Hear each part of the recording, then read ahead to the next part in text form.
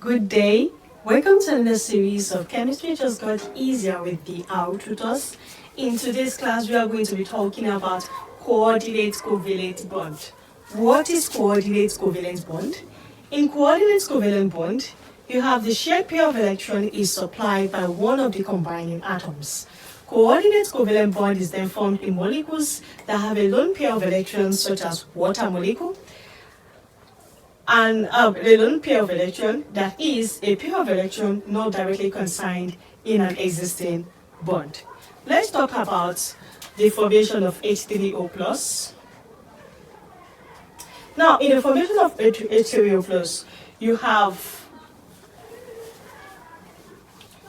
water molecule combining with a proton, and this gives what?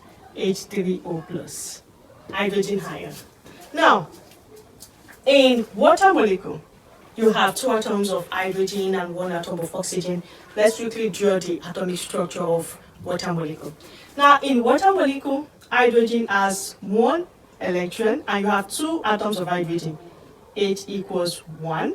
Oxygen has 8 pairs. O equals 8. Now, for each hydrogen, for the first one, K equals 1. Second one, K is also equals 1. So let's try to draw. For the first hydrogen, you have this. For the second hydrogen, you also have this. Now for oxygen, when you want to actually draw the atomic structure, oxygen, you have K will be equals to 2. L will be equals to 6. So let's try to draw for oxygen. For the K shell, you have 2. For the L shell, you have 6.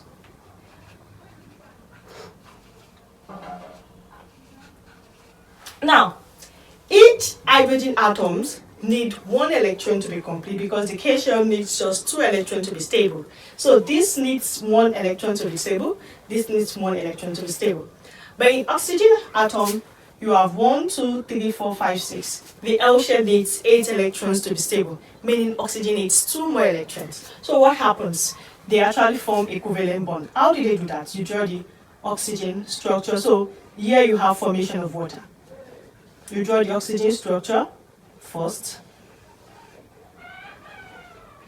showing the 2 electrons.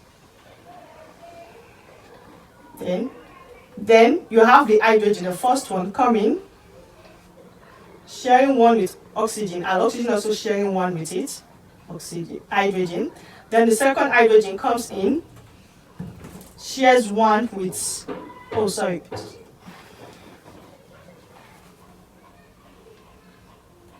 So the second hydrogen comes in, shares its 1 electron with oxygen, and oxygen also shares 1.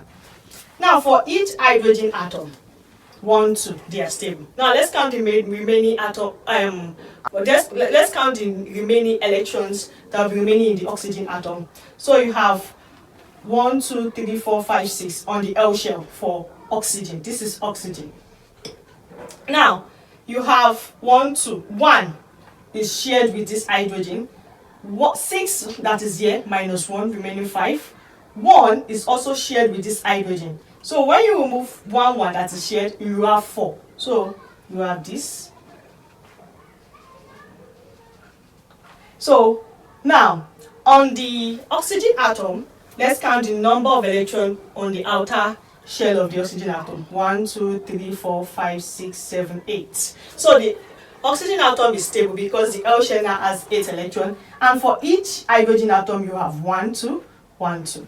So you can see that in water molecule you have 2 lone pair of electrons. This is a lone pair, this is a lone pair. They are not shared. Now, so let's consider this now. You have water molecule. In water molecule you have 2 lone pair of electrons, and in hydrogen ion you don't have any electron in each atom, because in hydrogen ion it has lost one electron. Remember that in the previous class we said that when they lose electron, they become more positive. So hydrogen H plus, H plus means plus one. It means it has lost one electron. And originally hydrogen just has one electron in each atom. So it lost one electron, there is nothing in its atom. It needs to be stable. So what it does, it comes to anti-water and begs anti-water and say, please save me, make me stable. So what happens is that in the formation of H3O plus, you have your water down.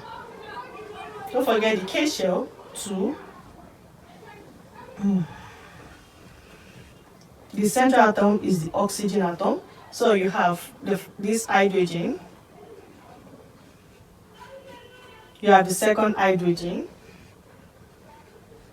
Now, it has 2 pair of lone electrons. This is a lone pair, this is a lone. So what happens is we actually share a pair of lone electron with hydrogen ion. Why can't it donate? If it donates a lone pair, it is actually not going to be stable because it has 1, 2, 3, 4, 5, 6, 7, 8. It cannot afford to lose, but it can afford to share. So what happens is that it will actually share one of the lone pair of electron with hydrogen ion. So you have this. So you have H plus. And don't forget the central atom is oxygen. So here you have the remaining lone pair. So you can see, just like we said in coordinate covalent bond, the shared pair of electron is supplied by one of the combining atoms. So in the formation of H3O plus, the shared pair of electron is just supplied by what? Water.